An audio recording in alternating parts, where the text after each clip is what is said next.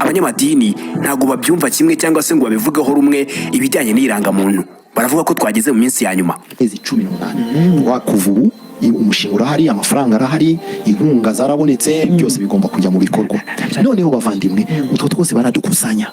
Nibamara kudukusanya bazatubitangariza bati nitugende dufatwe bikumwe, dufotorwe ijisho n'ibindi byose bizakomeza. Hanyuma uje muri system baguhe umubare. Yego. Okay? Twavuze iki kare muri mu byayisho Yohana ibice 13 guhera ku murongo wa 15 kugeza kuri 10 hazaba igihe tuzaba turimo hakenewe gufata umubare, izina cyangwa ikimenyetso. Ibyo ni ibintu bitatu. Sibyo? Noneho twebwe si n'u Rwanda gusa, bani data dukanguke tuve mu bitotsi, ukizwa kizwe vuba na bwangu. Yesu ari hafi kugaruka. Ngiye kuvuga rwose icyo amadini avuga kuri irangamuntu y'ikoranabuhanga, kuko rwose ibyo bavuga biteye ubwoba pe, kandi wenda ushobora gusanga atari ukuri. Ahubwo icyo ngiye kuvuga intambwe zose zizakurikizwa kugira ngo ubashe kubona irangamuntu yawe uyitunge, cyangwa se ubashe kubona imibare. Iyo mibare izabisobanuye wowe. Ikaze. Mbere y'uko irangamuntu igiye gutangira gukora mu Rwanda, iyo yatangiye, intambwe ya mbere ni ugutegura ibisabwa kugira ngo iyo rangamuntu ibashe gukorwa. Muri iyi ntambwe abantu bakusanya amakuru menshi yerekeye umuntu. Muri aya makuru bakusanya harimo ifoto ye, izina, itariki yavutseho, igitsina, aho yavukiye, aho atuye, ndetse n'ibindi byinshi. Mwabonye ko ikigo cy'igihugu gishinzwe indangamuntu NIDA cyasohoye itangazo kivuga ko gikeneye abantu bashobora kugifasha mu gukusanya amakuru yo kugira ngo hazaboneke indangamuntu y'ikoranabuhanga. Muri aba ngaba bavuze ko bakeneye abasore nibura n'abakobwa bari hagati y'imyaka 18 na 35, bakaba bararangije kwiga amashuri yisumbuye cyangwa se na za kaminuza. Aba ngaba bakaba bazafasha NIDA gukusanya amakuru yose azaba ashingiye ku bijyanye n'uburyo ikoranabuhanga cyangwa se irangamuntu y'ikoranabuhanga izakora. Icyiciro cya kabiri, biometric data. Muri iki cyiciro harimo ubuhanga bukomeye cyane. Iki cyiciro ni cya cyiciro bakusanya amakuru yawe ariko bashingiye ku bice by'umubiri wawe. Ahangaha bafata amashusho y'igikumwe cyawe, fingerprint, cyangwa se bakaba basikaninga imboni y'ijisho ryawe, bakaba banafata amafoto mu buryo bwa digital cyangwa se uburyo bw'ikoranabuhanga. Muri iki cyiciro tugiye kwibanda cyane ku buryo imboni y'ijisho ryawe ishobora kuba yafatwa. Reka tubivugeho.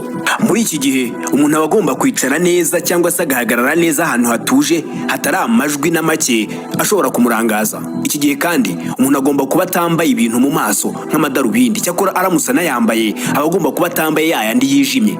Igikurikiyeho agomba kuba areba ahantu bamutegetse kuba yareba atajijinganya ngo ahumbaguze cyangwa se arebe ku ruhande. Ijisho rye rigomba kuba riri ku murongo w'ifoto neza, alignment, nk'uko baba babimusabye. Uri ku cyuma cy'ikoranabuhanga cyifashishwa bafata iyo mboni y'ijisho cyitwa iris scanner aba agomba kugutereza kandi akakubwira neza ko ugomba kureba mu mboni yacyo kugira ngo nawe bashe kubona imboni yawe. Iki gihe kandi uri kuri icyo cyuma anakugenera igihe uri bumare urebamo mu masegonda make cyane, akaba yamaze gufata ifoto imeze neza, maze iyo foto akaba ariyo baza gukora ku buryo yaza kubibitsa amakuru yawe yose. Ntimuzigere mugira ubwoba igihe bazaba bari gufata iyo foto, kuko iyo foto bayifata ku buryo budashobora kubangamira ijisho ryawe, ushobore kuba wababara cyangwa se nibura ijisho ryawe ribe ryakomereka. Uretse kuba wenda wegereje aho bagomba gufatira iyo foto ijisho ryawe, ariko ntabwo rishobora kubangamirwa na gato. Iyo bamaze gufata ya mboni yawe y'ijisho, cya cyuma twavuze cyitwa iris scanner gifata ya mboni yawe, cyarangiza kikayisuzuma neza, cyarangiza kikayiha icyo bita digital code cyangwa se amakode, kikayiha imibare itandukanye n'andi makode y'abandi bantu bose babafasha amaso yabo. Ibi bigaragaza ko imboni y'umuntu ntishobora gusa n'iyundi kabone n'ubwo baba bavukana cyangwa se umwe ari umuhungu wundi. Buri muntu aba afite iris isukwe. Ayo makuru yose bamaze gufata ku bijyanye n'imboni yawe barayabika, bakayabika muri database ahantu bagennye bagomba kubika ayo makuru. Ayo makuru barabanza ariko kandi bakaba bafata iyo mboni yawe bakongera kuyisuzuma, bakareba neza ko iri guhura na yindi bamaze kwinjiza mu ikoranabuhanga, bakabona kwemera neza ko iyo mboni ari yawe by'ukuri. Noneho ushobora kwibaza uti ubundi kubera iki bafotora ijisho iris? Iyo mboni baba bayishakira iki? Ndagira nkubwire ko hari ibikoresho bya electronique muri iyi minsi biri gusohoka, ariko bigasohoka byifite mu buryo bwa iris scanner. Ni uburyo ushobora gushyiramo wa mubare wawe w'ibanga uzaba warahawe kubera y'amaso yawe yafotowe cyangwa se yamboni yawe yafotowe. Wamara gushyira umubare w'ibanga muri icyo gikoresho cya electronique, ukaba wabasha noneho gufunguza cya gikoresho cyawe rya jisho ryawe. Ukireba mu gikoresho nka computer cyangwa telefone, kigahita gifunguka, ukabasha kugera kuri serivisi zacyo wifuza muri cyo. Ntabwo ari ibyo gusa kandi, iyi iyi iris igomba kuzakoreshwa kuri yarangamuntu yawe y'ikoranabuhanga. Saho gusa kuko nko ku bibuga by'indege, ku mabanki no ku malaboratwari iyi iris izakenerwa cyane. Hamwe n'ubundi bagusaba kuba wabanza kureba kugira ngo babashe kumenya niba ari wowe bwite, maze bagahuza ya iris yawe na ya iris wigeze gufotoresha bagasanga ni ibyawe bwite, maze ukabasha kwambuka cyangwa se kwinjira. Naha iris izajya ikenerwa cyane.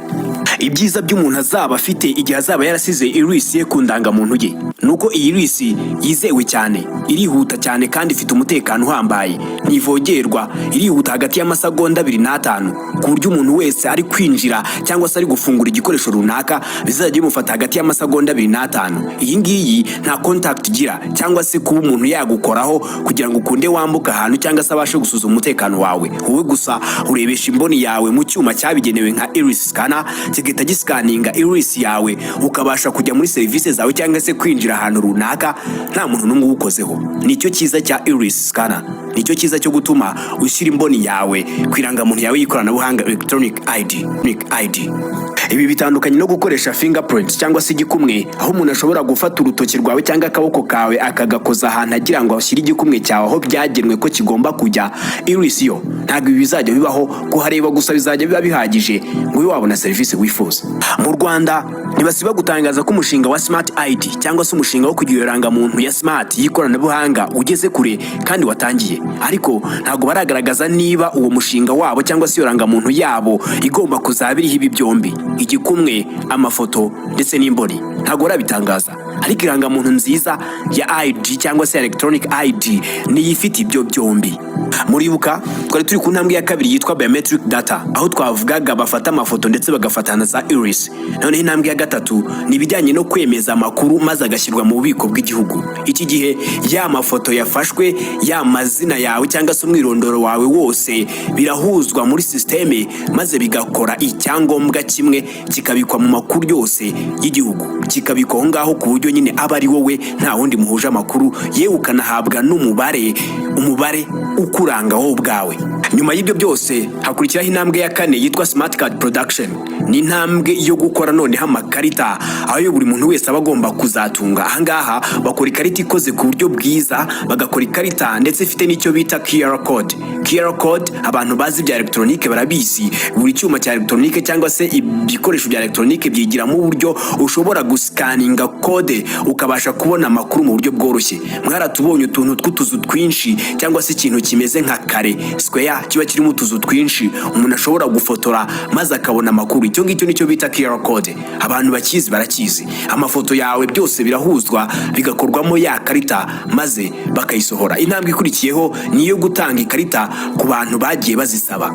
Intambwe ya 6 kandi ari nayo ntambwe ya nyuma ni intambwe yo gufata ikarita yawe. Iki gihe uhabwa SMS haba kuri email cyangwa se n'ahandi hose, ugahabwa iyo SMS ivuga ko ugomba kujya gufata irangamuntu yawe. Iyo ugiye aho ugomba kuyifatira bakurangiye ujyayo maze ugafata yarangamuntu yawe y'ikoranabuhanga, ugafata ya mibare cyangwa se ya karita yawe ikuyeho bya bindi byombi ndetse iriho na wa mubare, irimo na ya makuru yose twavuze ruguru. Dore bimwe irangamuntu y'ikoranabuhanga ishobora kuzagufasha igihe uzawitunze. Irangamuntu izagufasha kuba wabona serivisi za leta cyane cyane nk'izo ku Irembo ndetse no ku zindi mbuga zose ushobora gukeneraho serivisi.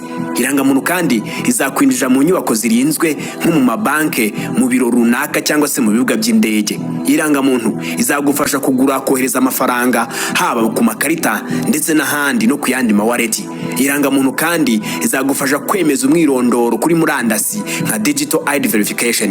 Uzaba ufite irangamuntu ubuzima buzaba bworoshye ku ruhande rumwe. Ku mujura cyangwa se umugambanyi rwose bizorohera leta y'u Rwanda kuba yamufata mu kanya gato nk'ako guhumbya.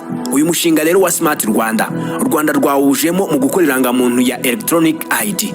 Irangamuntu izabikoze ku buryo izabihujwe na simukadi yawe, ibyangombwa byawe yewe na zimwe muri serivisi za leta. Mu byangombwa twavuga nka perime, provisoire cyangwa se impushya zitwemerera kujya hanze zizwi nka passport. Ngaho rero banyarwanda dukundana, muzifotoze mufate irangamuntu nziza ya electronic ID, kuko nubundi nimwumvira babandi bari kubabwira ko ari imbaraga za Satani ndetse ko ari iminsi ya nyuma, ko ari cya kimenyetso cyanditswe muri Bibiliya, nubundi bizarangira mwifotoje. Icyiza rero ni ukubikora mutaratera amahane kandi mukabikunda. Ngenda bashimiye.